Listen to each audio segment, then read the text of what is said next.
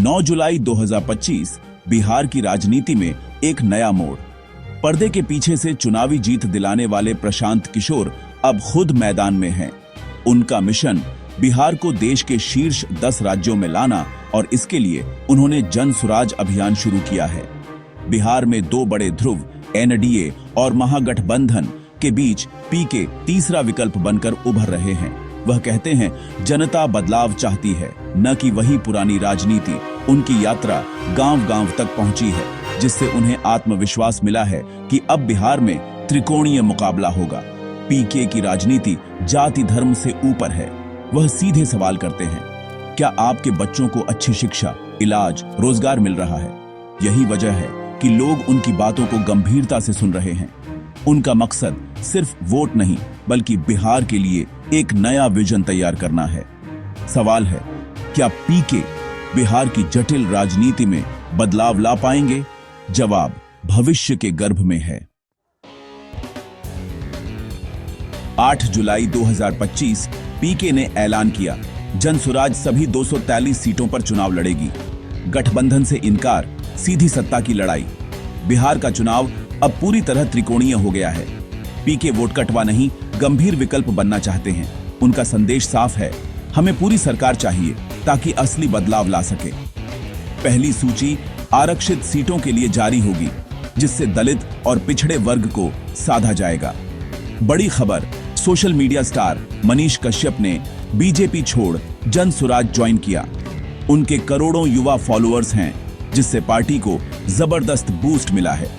Social media पर डब्बा पीके for Bihar और बबाडर मनीष विद जन सुराज ट्रेंड करने लगे। युवाओं में उत्साह है, कुछ आलोचना भी, लेकिन मनीष के आने से जन सुराज को युवा वोटर तक पहुंचने में बड़ी मदद मिलेगी। पीके हर वर्ग को जोड़ने की रणनीति पर काम कर रहे हैं। पीके की जन सुराज पदयात्रा चुनावी रैली नहीं, बल्कि गांव-गांव पैदल चलकर लोगों से सीधा संवाद है। 2 साल में 100 से ज्यादा विधानसभा क्षेत्रों की यात्रा, सुबह से रात तक लोगों के बीच रहना, यही उनकी असली ताकत है। सबसे बड़ा मुद्दा बेरोजगारी और पलायन। हर गांव में डिग्रीधारी बेरोजगार जो बाहर मजदूरी करने को मजबूर है। पीके पूछते हैं, क्या सरकार की जिम्मेदारी नहीं कि आपके लिए यही रोजगार हो? शिक्षा और स्वास्थ्य की बदहाली भी सामने आई। पीके स्कूलों अस्पतालों का औचक निरीक्षण करते हैं, भ्रष्टाचार उजागर करते हैं।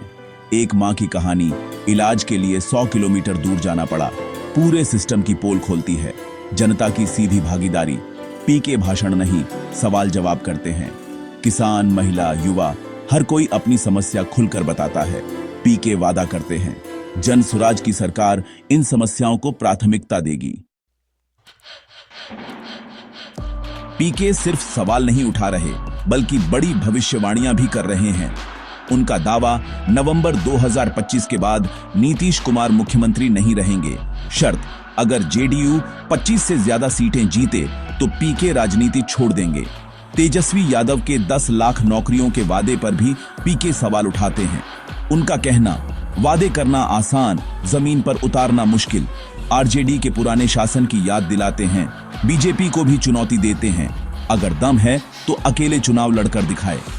पीके का दावा, 2025 में बिहार का अगला मुख्यमंत्री जन सुराज से होगा। आलोचक इसे हवा हवाई मानते हैं, लेकिन पीके को भरोसा है कि जनता बदलाव चाहती है। इन बयानों से पीके चर्चा में है। यह उनकी रणनीति है, मीडिया और जनता का ध्यान खींचना।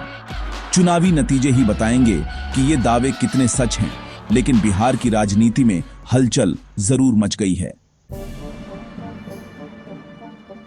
बिहार चुनाव की लड़ाई अब 3 चेहरों के इर्द गिर्द, नीतीश कुमार, तेजस्वी यादव, प्रशांत किशोर। नीतीश के पास 2 दशक का प्रशासनिक अनुभव, लेकिन छवि पर गठबंधन बदलने का असर। तेजस्वी युवा हैं, सामाजिक न्याय की राजनीति और मजबूत वोट बैंक के साथ, लेकिन परिवारवाद का दाग भी है। उनका फोकस रोजगार और आर्थिक न्याय पर है। पीके के पास प्रशासनिक अनुभव नहीं, लेकिन चुनावी रणनीति और सिस्टम की गहरी समझ है। उनका मुद्दा व्यवस्था परिवर्तन, जाति धर्म से ऊपर उठकर शिक्षा, स्वास्थ्य, रोजगार पर फोकस। नेतृत्व में भी फर्क। नीतीश अनुभवी प्रशासक, तेजस्वी पारंपरिक नेता, पीके डेटा और डायरेक्ट फीडबैक पर काम करने वाले।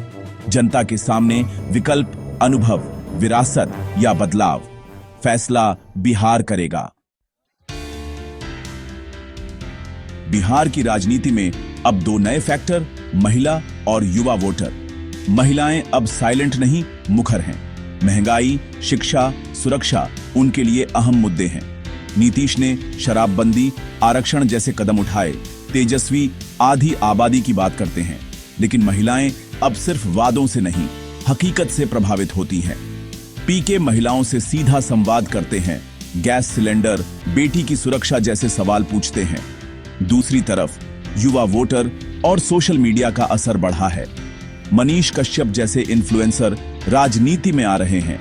युवा मीम्स, रील्स से प्रभावित होते हैं।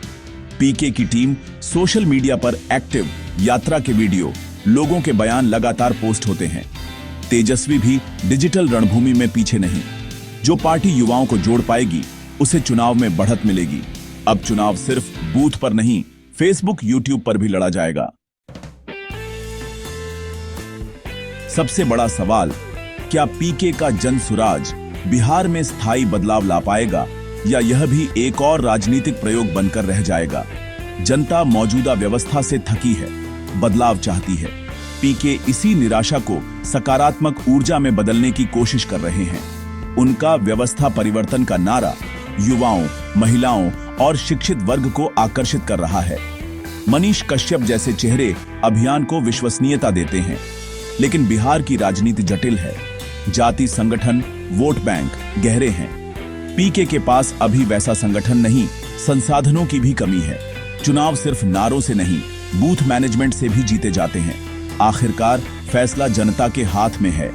क्या वे पुराने नेताओं पर भरोसा करेंगे या नए को मौका देंगे? आने वाले महीने बिहार के भविष्य के लिए निर्णायक होंगे।